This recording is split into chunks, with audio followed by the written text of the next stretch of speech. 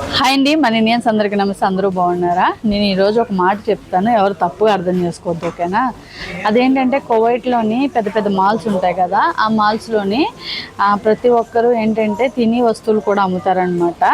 తిని వస్తువులు అంటే నార్మల్గా ఏ బిస్కెట్స్ చాక్లెట్స్ అనుకున్నారు, అలాగే కాదు. కేఎఫ్సి లేదంటే ఏంటి గ్రిల్ చికెను, 65 బిర్యానీ, సమోసాలు ఇంకా చాలా చాలా అమ్ముతారనమాట.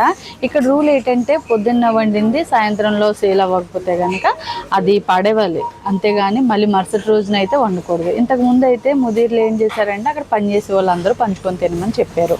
అప్పుడు వాళ్ళు ఏం చేశారు, వాళ్ళు కొట్టుకొని ఒకళ్ళు ఎక్కువ తీసుకోవడం, ఒకళ్ళు తక్కువ తీసుకోవడం, ఇంకోటి వచ్చి వాళ్ళు కొంతమంది తీసుకొని బయట అమ్మేయడం, అట్లా ఇట్లా చేయడం వల్ల ఆ మ్యాటర్ ముదీర్ వరకు వెళ్ళి, ముదీర్ అంటే మేనేజర్ అనమాట, అదే ఓనర్ వరకు వెళ్ళి అప్పుడు ఏమైందంటే ఓనరు ఇలా కొట్టుకుని చేస్తున్నారా, నేను ఏదో మిమ్మల్ని ఫ్రీగా తినమంటే అలాగని చెప్పి ఎవ్వరు తినద్దు, పట్టుకెళ్ళి పాడేయండి, అంతేగాని పని చేసే వాళ్ళు ఎవరు తినడానికి వీల్లేదు అలాగని చెప్పి పాడేయించేస్తున్నాడు అనమాట. ఇప్పుడైతే వాళ్ళు తినడానికి లేదు.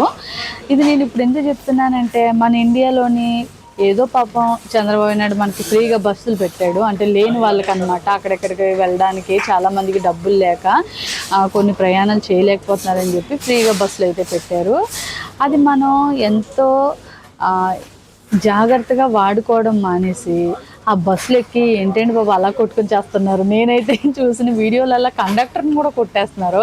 ఫ్రీగా ఎక్కిందే కాకుండా మళ్ళీ వాళ్ళని కొట్టడాలు, ఉన్నదాన్ని సరిగా వాడుకోకుండా ఒకరి మీద ఒకరు పడిపోయి అంతలా చేస్తే మనకి ఇంకేం ఫ్రీగా చేస్తారండి? ఎప్పుడైనా సరే మనకి ఏదైనా ఫ్రీగా వస్తుందంటే దాన్ని జాగ్రత్తగా కాపాడుకోవడానికి చూడాలి, కానీ ఫ్రీగా వచ్చింది కదా అలాగని చెప్పి దాన్ని గందరగోళం చేసేసుకుంటూ 2 రోజుల్లోనే పోతుంది కదా. అది కూడానే వాళ్ళకి ఏదైనా కోపం రావాలి, అది కూడా తీసి పడేస్తారు. ఎందుకు అలా నాకు అర్థం కాదు. మనుషులు ఏదైనా వాడుకునే ముందు చాలా జాగ్రత్తగా వాడుకోవాలండి. ఇప్పుడు చూడండి, వాళ్ళు మన కోసం ఆలోచించినప్పుడు మనం కూడా మన సెల్ఫ్ మనం ఆలోచించుకోవాలి. ఒకవేళ మనం ఇట్లా చేస్తే ఈ ఉన్నది కూడా తీసేస్తారేమో అన్న ఆలోచన లేకుండా ప్రవర్తిస్తున్నారు. నేను ఎవరిని నొప్పించాలని మాట్లాడలేదండి. ఇలాగా ఏదో కొంచెం తెలుసుకుంటారని చెప్పి నేను ఇండియాలో లేని, కువైట్లో ఉన్నాను. అయినా సరే నాకు తెలుస్తుంది, ఎందుకంటే ప్రతిదీ సోషల్ మీడియాలో వస్తుంది కాబట్టి ఇండియాలో ఏం జరుగుతుంది అన్నది మేము చూస్తున్నాం కాబట్టి నేను చెప్తున్నాను. ఎవరిని ఉద్దేశించి కాదు. మనకి ఏదైనా ఫ్రీగా వస్తే కనుక దాన్ని మనం జాగ్రత్తగా కాపాడుకుంటే మనకి ఇంకా ఏమైనా చేయడానికి ఆస్కారం ఉంటుంది. లేదంటే ఉన్నది పోతుంది, ఉంచుకున్నది పోద్ది అనమాట.